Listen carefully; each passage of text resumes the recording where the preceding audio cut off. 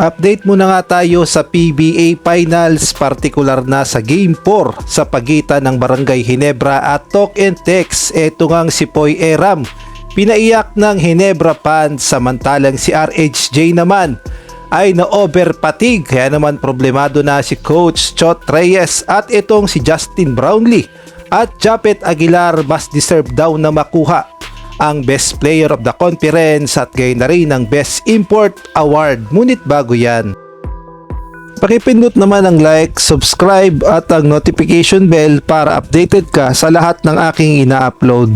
At kung gusto mong magpa-member sa aking channel ay pindutin mo lamang ang join at automatic ka na sa mga shoutout. Shoutout muna nga tayo sa aking mga members na sila Jeffrey Cruz, Marcelino Junior Cruz, Tirso Maceda Tiers, Nel Herbito, Jenna Domingo, Giovanni Francisco, Mario Bungalbal, Chodoro Alonso, Mario Martir, Ronald Verbosidad, Salva Torres, Catherine Vigilia, Jobel Orot, Kuya Moto TV, Jamie Amadar. Sa naging laban nga ng Barangay Ginebra at Talk and Text sa Game 4 ng PBA Finals ay tumabla na nga ang Ginebra sa Talk and Text at ipinakita nila na kayang-kaya nilang tapatan ang Talk and Text dahil napakaganda ng ball rotation, game plan at gayon na rin nagkaroon pa ng napakatinding team chemistry ang Barangay Ginebra, kaya naman wala talagang magawa ang Talk and Text at hindi nga nila matapatan itong Ginebra. Ang concern lamang ng mga netizen ay ito ngang si RHJ, lalong-lalo na ang Talk and Text fans dahil masyado raw nagamit o hindi na nakapagpahinga itong si RHJ. Kung atin nga makikita ay halos hindi na binabangko itong si RHJ at talaga namang tuloy-tuloy lamang ang laro niya sa Talk and Text. Kaya naman ayon nga sa report, eto nga si Rondy Hollis Jefferson ay nagkaroon ng patig sa Game 4. Ayon kasi sa report, simula Game 1 hanggang Game 4 ay nag-a-average ng almost 48 minutes itong si RHJ. At para na nga daw siyang construction worker na walang pahinga, kaya naman hindi nakapagtataka na nakaramdam na siya ng patig sa Game 4. Ngunit may paliwanag naman dyan itong si Coach Chot Reyes kung bakit nabibigyan ng mahabang minuto itong si RHJ. Ang sabi nga ni Coach Chot Reyes, kapag nilalabas ko siya, sinisigawan niya ako. So ibig sabihin na si Rondy Hollis Jefferson talaga ang nagdidikta ng minuto sa mga laro na nilalaro niya sa finals at hindi nga siya mapigilan.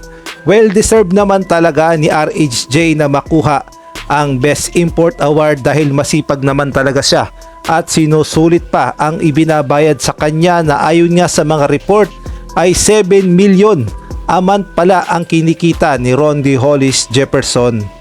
Ngunit marami din naman ang nagsasabi na kung best player o best import lang ang pag-uusapan, mas deserve daw talaga ni Justin Brownlee dahil mas maganda raw ang kanyang nilalaro sa Barangay Ginebra at matagal na siyang import sa PBA sa Ginebra, kaya naman dapat daw si Noy P ang nakakuha ng Best Import Award. At may kumakalat nga na video kung saan makikita natin na medyo nalungkot talaga itong si Noy P nang nai-announce na si RHJ ang nakakuha ng Best Import Award. Ngunit masaya naman si Noy P.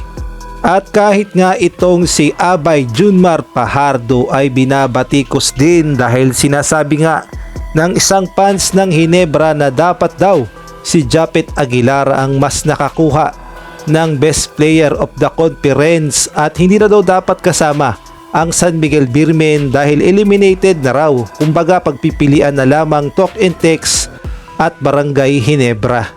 Ang sabi nga ng netizen, dapat daw dalawang teams na nakapasok sa finals ang makakakuha ng Best Player of the Conference at dapat daw si Japet Aguilar ang makakuha dahil deserve niya raw. Lalong-lalo na wala na si Christian Stan Hardinger sa Barangay Ginebra. At sumagot na nga si Junmar Pajardo sa issue na yan at ito nga yung naging tugon niya. Ang sabi nga ni Abay, maganda rin yung naging conference ni Japet, pero sa akin na lang muna yung BPC sa kanya na muna yung championship. Mas masaya kasi kapag nag-champion, lahat nakakatanggap ng incentives. Kasi pag BPC ako lang, kapag champion kami lahat ng mga teammates ko, ball boys, lahat nagkaka-incentive. At kung kayo naman ang tatanungin sa tingin nyo, sino ang mas deserve na makakuha ng Best Player of the Conference? Maaari kayong magbigay ng komento sa comment section.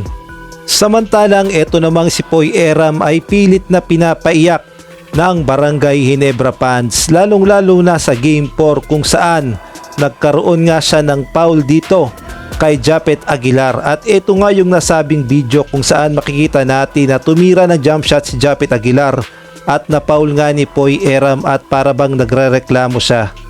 Kaya naman dito na nga nagsimulang magsigawan ang Barangay Ginebra fans at sinabihan nga si Poy Eram na iyakin.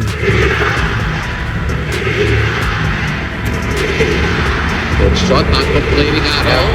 Ngunit sa kabila nga ng pang-aasar ng Barangay Ginebra fans, ang sabi nga ni Poy Eram ay wala daw siyang pakialam sa Barangay Ginebra fans. Kaya naman pakinggan natin ang kanyang buong sinabi. To make it simple, parang expected ko na eh. Wala naman akong pake, parang saan sila, di ganun lang ako. Di ko naman control kung ano sasabihin nila sa akin, di ba? Okay lang naman yung ganun, basta wala lang. Alam niyo naman, like last conference na galaro ako. Okay lang ako, basta wala lang maapektuhan sa pamilya ko, sa mga anak ko, sa asawa ko, wala sila sasabihin. Pero kung may manig ako, nasabihin nila, may marinig sila sa akin. Yun lang, kombo, yakit, basta,